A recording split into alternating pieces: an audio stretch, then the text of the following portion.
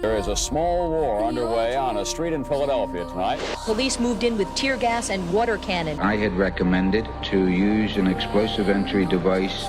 The house shook. Smoke was coming in, so we knew they dropped the bomb on us. Police allowed the blaze to burn an hour and a half before calling in firefighters.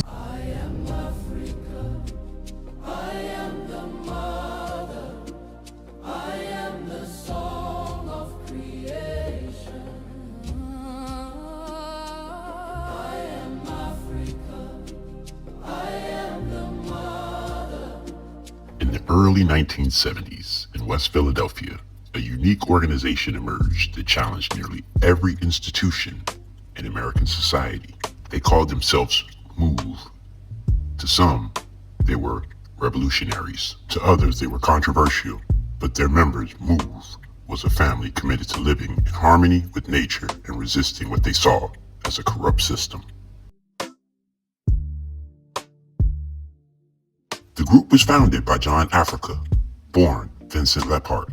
He taught that modern society, its technology, pollution, prisons, and violence had separated human beings from the natural world. MOVE members adapted the surname Africa to symbolize unity and often lived communally, raising children together and advocating for animal rights, environmental protection, and the end of police brutality.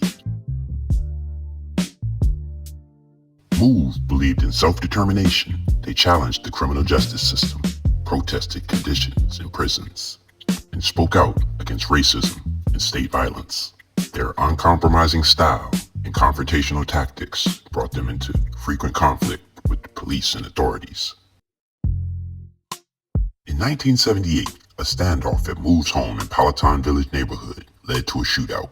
Police officer James Ramp was killed, and 9 MOVE members, later known as MOVE 9, were convicted and sentenced to long prison terms, though supporters maintained their trials were deeply flawed. The most devastating chapter came on May 13, 1985. By then, MOVE had relocated to Osage Avenue in West Philadelphia. After neighbors complained and tensions escalated, the city attempted to evict the group. What followed was unprecedented. Philadelphia police dropped an explosive device from a helicopter onto the roof of the MOVE house. The resulting fire was allowed to burn. 11 people were killed, including 5 children. More than 60 surrounding homes were destroyed, leaving hundreds of residents homeless. Did you hear the big bomb? It shook the whole house up. The house shake. We knew something had happened. It never, ever occurred to me that they had dropped a bomb on us. And we realized then that the house was on fire. At 5 of 6 that evening, did you tell the fire commissioner to let the bunker burn?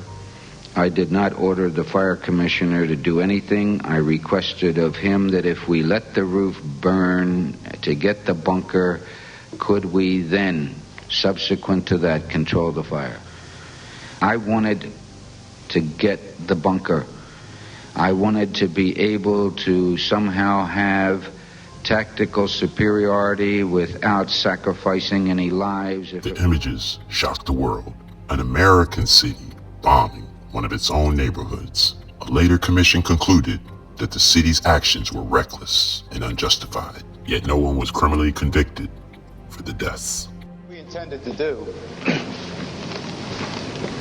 was to create a diversion on the roof of the MOVE compound. That diversion was to pour a large amount of water onto the bunker itself to obscure the vision of anyone that may be inside the bunker and prevent them from seeing the insertion teams as they made their way down Osage Avenue. The water was just pouring down on us in the basement. And I mean, this was not for 10 minutes or half an hour. This was for a long time. What we wanted them to do was to come out of the front of 6221 Osage and surrender.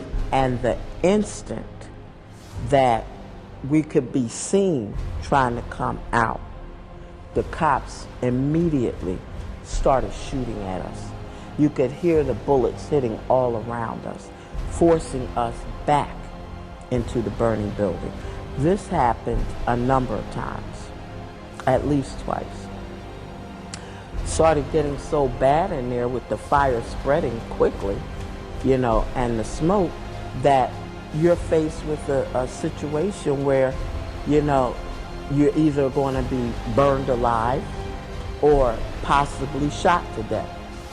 So we tried to get out again. I got out, I got Bertie out, and everybody was right behind me trying to come out.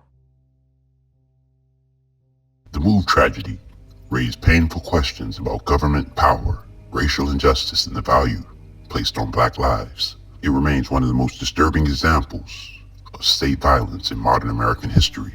MOVE itself was controversial, and not everyone agreed with its methods.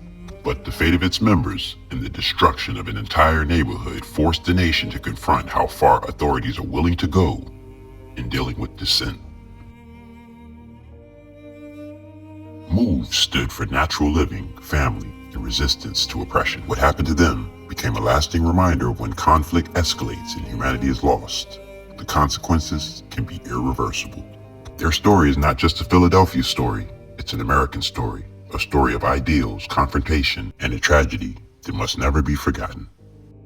I did not have any notion whatsoever that anyone on that side would do anything that would endanger the children.